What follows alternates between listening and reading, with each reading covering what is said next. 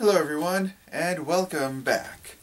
Sorry for taking a while for this, but mainly I've been busy lately, mostly with spring cleaning, and mostly also with the fact that I was basically rereading the whole series, including the, just recently I found out, 6th installment. It's actually about the third time that I've read this. The first time when I was fairly little, I was actually listening to the audio version.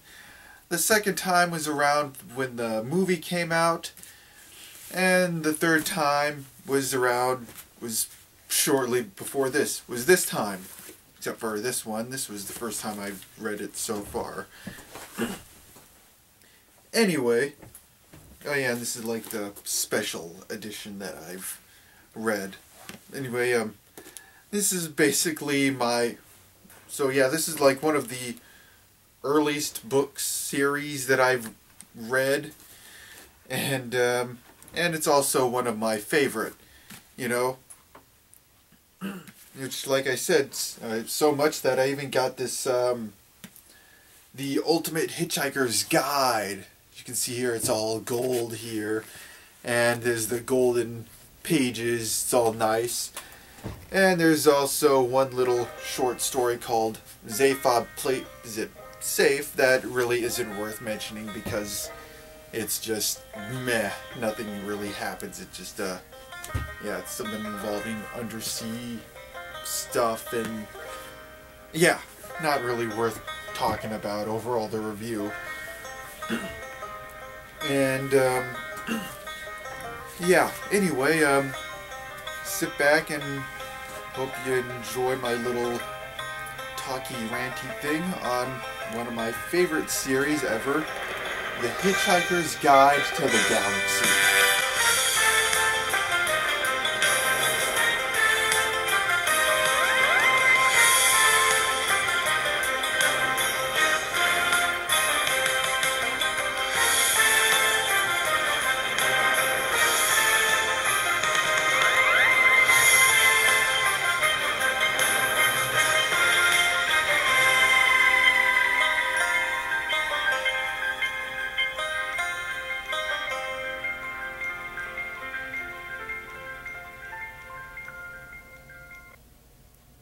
So, Hitchhiker's Guide to the Galaxy is this apparently remarkable book, which is considered like the biggest, greatest repository for all history in the galaxy, apparently.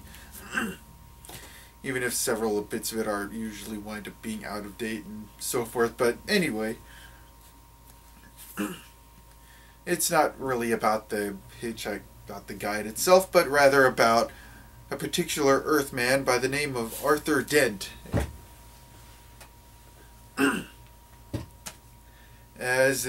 When the whole thing starts out, that apparently a bunch of construction workers want to tear down his house in order to make way for a bypass.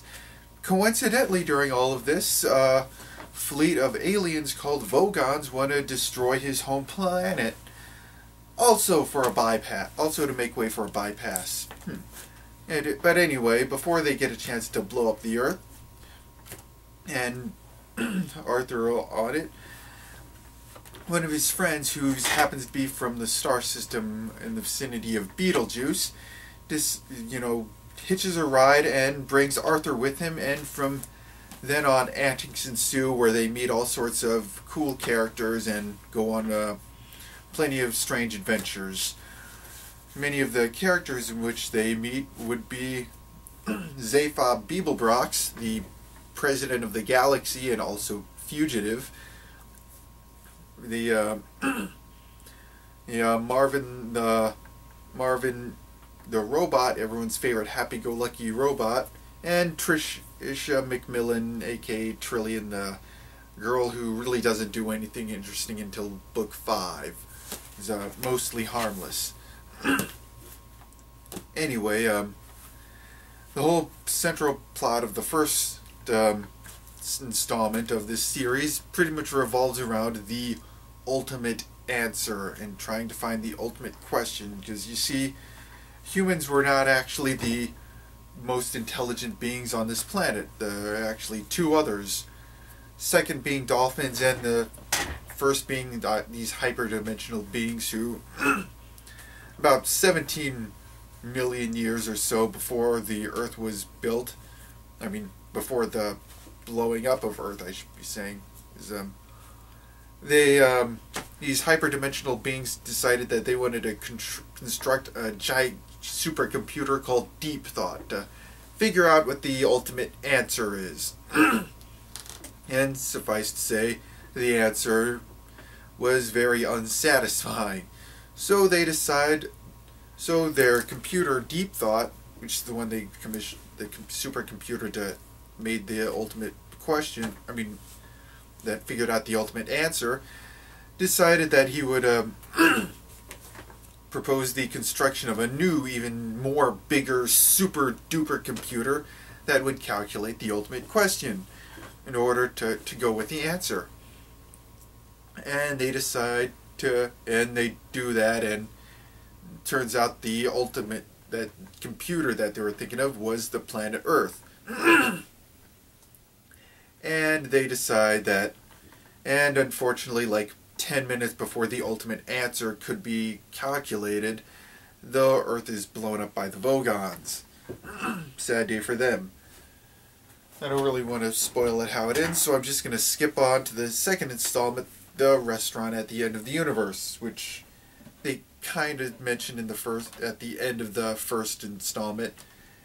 And it's like, hey, let's go to the restaurant at the end of the universe, which is actually a restaurant called Milloway's, which is actually, like how it says, the restaurant is literally at the end of the universe. They, travel forward in time to this restaurant where they see the universe end, and how it operates is like it constantly goes back and forth in between before and after the destruction of the universe. And, so like you can see that in breakfast, lunch, dinner, see the end, where universe ends. And we're introduced to this band called Disaster Area, and they're pretty cool. And afterwards, we really don't spend much time at the restaurant, because afterwards we hit on to Arthur and Ford get separated from the rest of their group, and they get and they land on some colony ship with a whole bunch of telemarketers and hairstylists and so forth. And anyway, and their story is pretty funny that apparently they think their world was about to end, so they sent out 3 massive colony ships, one with all of the leaders, politicians, scientists, the other one with all of the actual workers, construction workers, police, and so forth, and the third one with all of the middlemen, the accountants, the telemarketers, and hairstylists, and so forth. And but from what we hear, from what they say, it's kind of clear that it was all a big fake out to just kick out all the middlemen, and but what eventually is kind of thought was really funny, that got me really laughing after thinking about it, was when we go see eventually they crash on this backwater planet, which they eventually find out to be Earth. Yeah, I know there's a minor spoiler, sorry about that, but yeah. Anyway, what I find funny about this is there actually were like little ape people, sort of, living on the planet, and then they start dying off very soon after, and we eventually learn that it's that we are actually the descendants of those middlemen that were sent, that were being kicked off that other planet. I can't remember what their name of the planet was, but yeah. Anyway, let's see, name escapes me a little, but Yeah. Anyway, the name of the planet that they're. But anyway, yeah, sure. You just correct me in the comments section for any mistakes I make. But yeah. Anyway, but I like I said, what I found funny really about this was that when you think about it, basically the whole computer program of Earth was basically corrupted by this, new thing that was just entered in out of nowhere. So when you think about it, even if Earth hadn't been destroyed, or they had got that extra 10 minutes to get their question, and they had or even if they hadn't even come by, the Vogons hadn't destroyed the Earth, they still wouldn't have wound up getting the satisfactory question that they would have wanted, because, the corruption of the outside force that, messed up their programming, being those extraterrestrials that eventually would become us. And I thought that was a pretty funny thing. Anyway, eventually leads on into book 3. The entire plot basically revolves around, the people from the planet Cricket who 10 billion years ago just decided that they wanted to destroy the universe. Because, I don't know, up until that point, they weren't even aware that there was a universe, and now that they know there is, then they just don't want to, then they want to, that some outside corruption forces want to do so. So they build like a race of robots and a fleet of ships, and they start like this 2,000-year long war, which costs like quintillions of lives. And by the way, for you who don't know, it's 1, 10, hundreds, thousands, millions, 10 millions, 100 millions, billions, so forth, then trillions, then quadrillions, and quintillions, and yeah. Anyway, but yeah.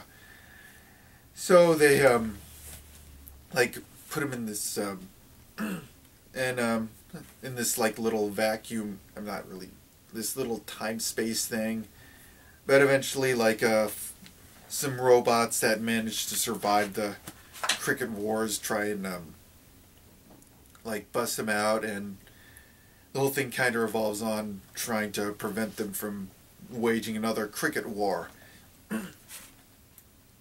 and actually being able to successfully destroy the universe. But and of course they succeed, and everyone's happy for the most part, except for the Arthur, whose planet was still blowing up and stuff. But yeah, anyway,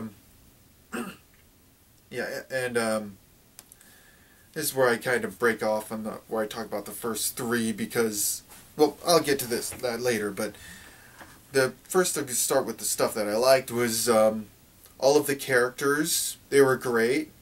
I thought they bounced off each other very well. I thought the story was funny as hell.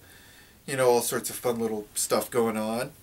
And it was just a very enjoyable. The one thing that I think anybody would have a problem with, that would be the whole flow. Because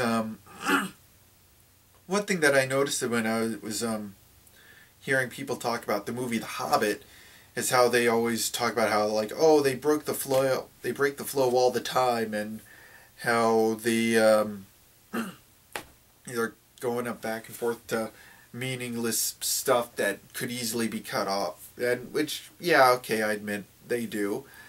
The like adding in Radagast, that was fun, but it was really unnecessary. There's the Morgul blade, and there's that gigantic scene with the rock giants fighting, and like even in the theater I was going like, what the heck was the point of that? But and the thing is, they do this constantly throughout the first 3 installments of the Hitchhiker's Guide series. Hitchhiker's Guide, Restaurant at the Universe, Life, Universe, and everything is That's the name of the third one. And you know, constantly like they'd break off to talk about how the improbability drive works, how the bistro math, that Slarty Bartfast ship works. You know, there's one instance where they talk about a story where Arthur says, "Oh, I'm having like this trouble with my life recently," and at the same time he said this, like a little wormhole pops up and his what he said carries on to this other distant galaxy and ignites this war, because what he said was actually in their language this horrible insult, and a war's raged until they, for like 1,000 or so years, until they find out, oh, that where the actual origin of the insult came from. They're like craning towards Earth, and then because of like a mistaken scaling, the massive battle fleet is actually eaten up by a small dog. But and you know, that's just like a couple examples, and for the most part it does work. These little anecdotes are, you know, lots of fun, and they're really good and so forth. But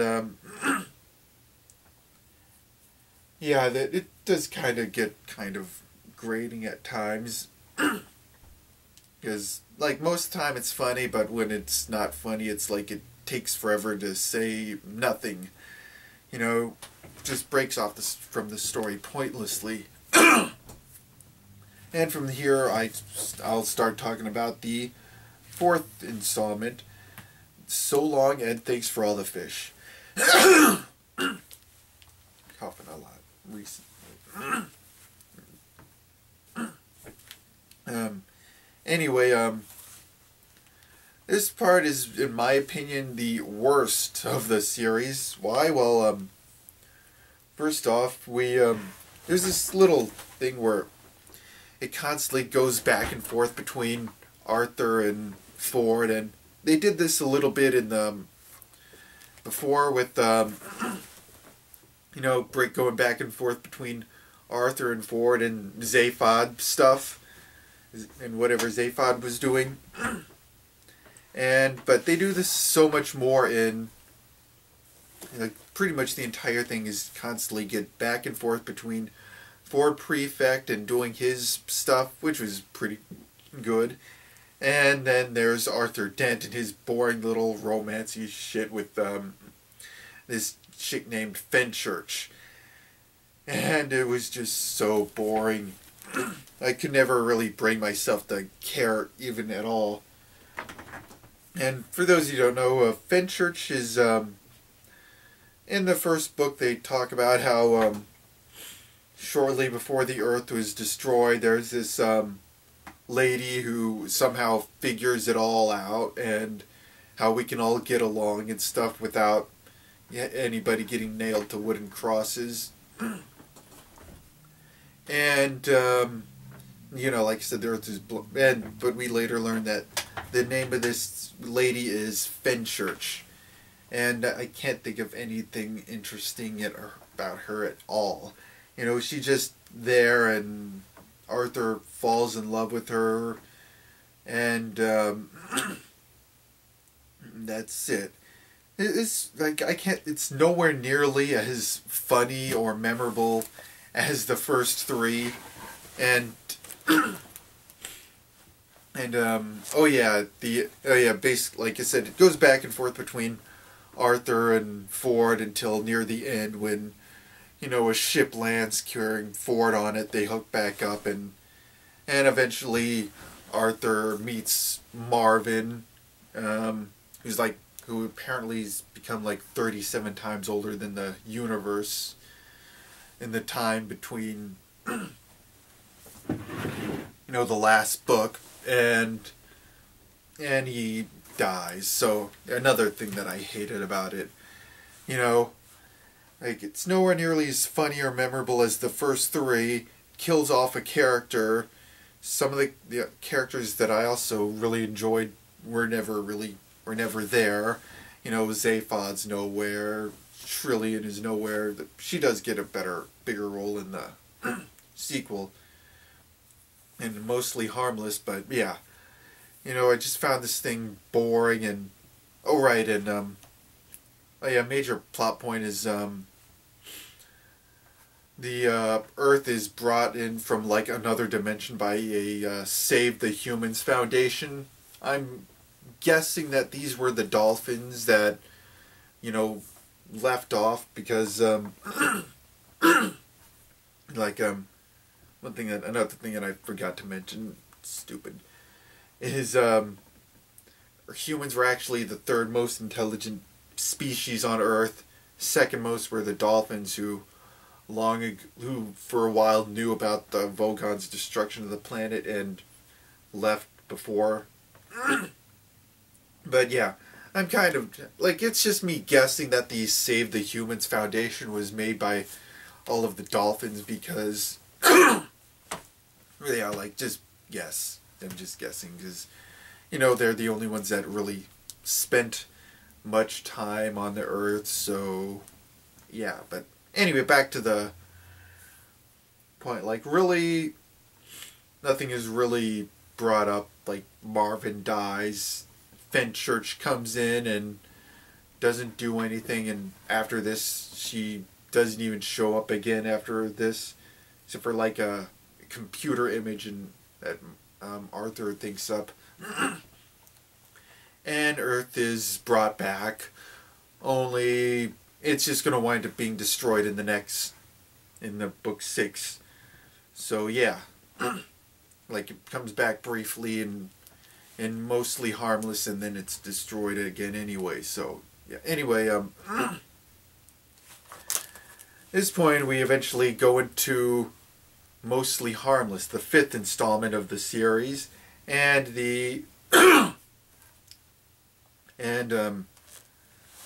this thing is really about would be over like it starts out, Arthur is basically chilling out on Earth, then he somehow winds up in an alternate universe somehow, and he eventually cruises around in the alternate universe until he settles in on some other planet and starts making sandwiches for a living, basically. And meanwhile, there's Trillian finally gets something interesting to do, and she becomes an interstellar news reporter, and she goes like traveling all over the galaxy, and I thought that was a lot of fun. And there's also like the subplot involving the Grebulons, who don't really do anything interesting until the end. And then there's when they start, when they're about to destroy the Earth. But of course, the reason why the Earth is in danger again is because the Vogons, they kind of feel like when the Earth was brought back, that their mission was sort of made incomplete again, and they're kind of like not willing to settle until they manage to actually complete this job, and the only way to do that is by destroying basically every Earth in every parallel universe. And yeah, and really that's where the the last thing that I forgot to mention is we are introduced to a new character by the name of Random Dent, who's Arthur's daughter, because Trillian apparently also wound up in this alternate universe, and she decided that she wanted to have a kid for some reason, and that's when and she had took some DNA samples from Arthur, which she had like donated for money, and she had herself a kid and named her Random, of all names, Random. And yeah, anyway, this is definitely much better in my opinion. There's it's definitely much more funnier than the first, and then the 4th installment. Much better. The characters, I found the character Random to be a pretty funny, likable character, and overall it was just all enjoyable and stuff. And it's still fairly likable. And at this part where I talk about book 6 and another thing, the first installment of the series, which was not written by Douglas Adams. Of course, it was made by some guy named Ian Colfer, and yeah, sadly Douglas Adams died in 2001. It was which is sad because he didn't get a chance to see his movie be finished, and of course eventually this was made. And what do I think of that? Well, I liked it, really. There's mostly some parts that I thought were kind of weird, like apparently the main character, there's like all of the, before the destruction of the earth, all of the rich people got together and they contacted Zaphod somehow, who contacted the Magrathians, who were actually who were in the business of constructing custom-made planets in the first book. And apparently they they're the ones that constructed the planet Earth the first time around. And they call them up and they say, like, hey, we want you to build another planet for us. And they do, and they make a colony called Nano, where they go off and yeah. And there's like this fun little parts where the leader of this colony is Hunter Hillman, and he's interviewing gods to become the god of their world. And most of the time it's pretty funny, especially one particularly. Remember one funny one involving the Cthulhu, who's only rejected simply because he doesn't call himself a god, but rather a great old one. That kind of costs him, and makes so he says, no, I don't think so. We don't want a great old one. We want a god. And I thought it was kind of funny how that whole thing goes.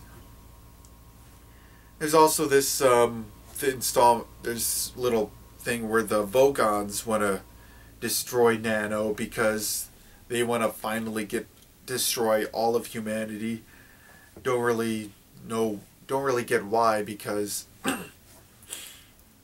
like they already destroyed every parallel Earth in every reality with help from the Grebulons. So yeah, and so I don't really get why they wanted to destroy that, and maybe they have some sort of reason which I missed over, but yeah, anyway, eventually they do finally get a god by the name of Thor, who we actually do come into contact with in book 3, the life, the universe, and everything. And they kind of and they give him godhood over the planet. And there's nothing really I can say about beyond that, but for the most part, all the characters were fairly decent, and it was just a fairly, fun ride. And yeah, it was just, it was definitely funnier in my opinion than the fourth installment. And there's definitely there's a little funnier than Mostly Harmless. Don't really know if I can really compare it to, the first 3, but because really I think comparing this thing to most of the other series, with the exception of the 5th one, which it takes place, at the exception of Mostly Harmless, which it takes place right after, and like really it's like comparing it to the first three is like comparing it to like apples and oranges. Like there's there's not as much funny moments in there. It's more there's also quite a bit more drama going on, especially in between, you know, Arthur's being sad over Fenchurch and Random feeling resentful towards her mother because kind of feels abandoned while her mom is going hopping around the galaxy being a reporter. And there's a funny bit where like Zaphod wants to be Thor's manager, and he's kind of become like a manager to the gods and so forth. But yeah. Anyway, but on the whole, I still found it very enjoyable. My final ratings for each of the for the whole series in general, well, first three, I'm going to give my personal rating of 4 out of 5. Very enjoyable, even if the flow breaks constantly over the all sorts of other little anecdotes. The So Long and Thanks for All the Fish is, I'm going to give it a personal rating of 2 out of 5. Yeah, there's some funny bits with Ford, and you know, there are like some little kind of funny every now and then, but it's nowhere nearly as funny, and definitely not something I can really see myself recommending. It's just unless you like buy it as part of a collector's edition like I did, like a gigantic collection thing. But other than that, didn't really. It was just lame. The fifth one and sixth, which are kind of part of the same story, you know, arc overall, is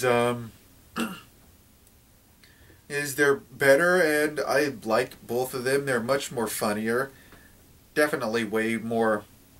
Like, it doesn't seem quite as memorable as the first three, but they were still enjoyable.